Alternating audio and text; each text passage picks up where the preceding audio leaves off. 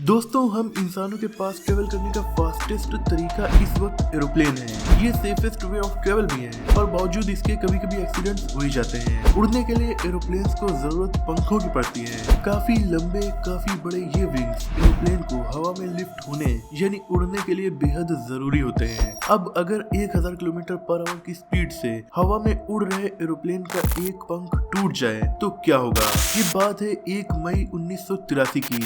एक नॉर्मल दिन था। इजरायली एयरफोर्स में नए भर्ती हुए पायलट की ट्रेनिंग के लिए। ट्रेनिंग में शामिल थे कुछ फाइटर जेट्स जो फाइटर जेट्स की जंग की ट्रेनिंग कर रहे थे। उन्हीं में से एक था F-15 फाइटर जेट, जिसे चला रहा था एयरफोर्स का न्यू पायलट जीवी नेदेवी, और उसके पीछे की सीट पर था फ्लाइट इंस्ट्रक्टर येहोवार गल। इस ट्रेनिंग एक्सरसाइज में 2 F-15 थे जिनका पीछा कर रहे थे 4 A-4 sky hoc fighter jets. रेगिस्तान के ऊपर चल रही इस ट्रेनिंग वाली जंग में नया भर्ती हुआ पायलट जीवी नेदेवी अपने विमान को दूसरे विमानों से बचाने की कोशिश में लगा हुआ था। ये एक वार की नकल थी, पर रियल में सब कुछ सेफली ही किया जा रहा था। एयरक्राफ्ट और पायलट्स दोनों की सेफ्टी का ध्यान रखना बहुत जरूरी होता है, क्योंकि एयरक्राफ्ट काफी ज्यादा महंगे होते हैं और जान काफी ज्यादा कीमती होती है। इसीलिए सभी तरह की सेफ्टी को ध्यान में रखकर ये ट्रेनिंग चल रही थी। ट्रेनिंग सेफ होने के साथ साथ बहुत ज्यादा रियल भी थी, और इसी रियलिटी की वजह से ये सेफ्टी कब खतरनाक हो गई और सिचुएशन कब हाथ से निकल गई पता ही नहीं चला। हुआ ये कि स्काई हॉक के पायलट ने एक F-15 को मिसाइल से अटैक करने की सोचा। रास्ता एकदम क्लियर था, इसीलिए उसने अटैक करने की सोचा था। इस मिसाइल अटैक से F-15 को बचना था, पर स्काई हॉक के पायलट ने ये नहीं देखा कि एक दूसरा F-15 उसके जस्ट ऊपर उड़ रहा था और दोनों की टक्कर बस होने ही वाली थी। लेकिन ट्रेनी पायलट जीवी नेदेवी ने ये सब देख लिया और वो अपने प्लेन को हटाने की कोशिश में लग गया, पर तब तक देर हो चुकी थी। नेदेवी के फाइटर जेट F-15 का एक पंख स्काई हॉक के एक पंख से टकरा गया, जिसमें स्काई हॉक का लेफ्ट विंग और F-15 का राइट विंग टूटकर अलग हो गया। अब एक पंख पर दोनों विमान उड़ रहे थे, वो भी आउट ऑफ कंट्रोल होकर। अब पायलट्स को करना ये था कि प्लेन से इजेक्ट होकर पैराशूट की मदद से सेफली जमीन पर लैंड करें और अपनी जान बचाएं। स्काई हॉक के पायलट्स ने सेम ऐसा ही किया और वो चंद सेकंड में जमीन पर थे और उनका विमान जमीन से टकराकर तबाह हो गया था। लेकिन जीवी नेदेवी और उसका फ्लाइट इंस्ट्रक्टर अब भी एक पंख वाले विमान में सवार थे। ये ऐसे ही था मानो कोई घायल पक्षी आसमान में एक पंख के सहारे उड़ रहा हो। जहाज तेजी से 30 डिग्री झुककर जमीन की तरफ आ रहा था। जहाज में तेजी से फ्यूल टैंक भी खाली हो रहा था, क्योंकि विमानों का ईंधन उनके पंखों में स्टोर किया जाता है, और जब एक पंख टूट गया था तो उस तरफ का ईंधन भी खत्म हो चुका था। फ्यूल जहाज से बाहर निकलते ही वेपोराइज्ड होकर विजिबिलिटी को एकदम कम कर रहा था। जीवी नेदेवी को ये पता था कि उनका एयरक्राफ्ट बुरी तरह से डैमेज हो गया है, पर फिर भी वो लैंडिंग करना चाह रहा था। लेकिन दोस्तों, पायलट में इतना साहस आया कहां से कि वो एक पंख पर प्लेन को उड़ा सके। इसका आंसर ये है कि उस प्लेन में बैठे दोनों ही पायलट यानी जीवी नेदेवी और उसके ट्रेनी को खुद ही नहीं पता था कि उनके प्लेन का पंख टूट चुका है, क्योंकि धुएं की वजह से विजिबिलिटी एकदम कम हो चुकी थी और इसी वजह से उन्हें लग रहा था कि प्लेन में कुछ गड़बड़ी तो हुई है, पर इतनी बड़ी गड़बड़ी है ये उन्हें नहीं पता था। इसीलिए दोनों लोग कॉन्फिडेंटली प्लेन को लैंड करवाने में लगे हुए थे।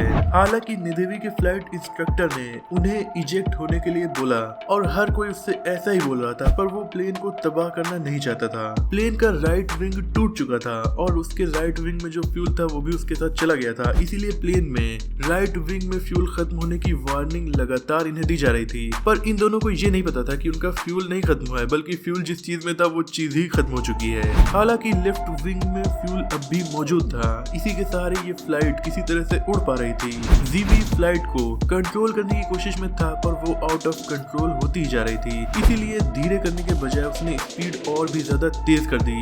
स्पीड तेज करने से फ्लाइट वापस कंट्रोल में आ गई और फिर वो एयर बेस के पास पहुंचकर लैंड करने की कोशिश करने लगा। जमीन पर मौजूद क्रू से उसने सेफ्टी नेट को रनवे पर अप्लाई करने को कहा, ताकि फ्लाइट की स्पीड ज्यादा होने की वजह से उसे सेफ्टी नेट के जरिए रोका जा सके।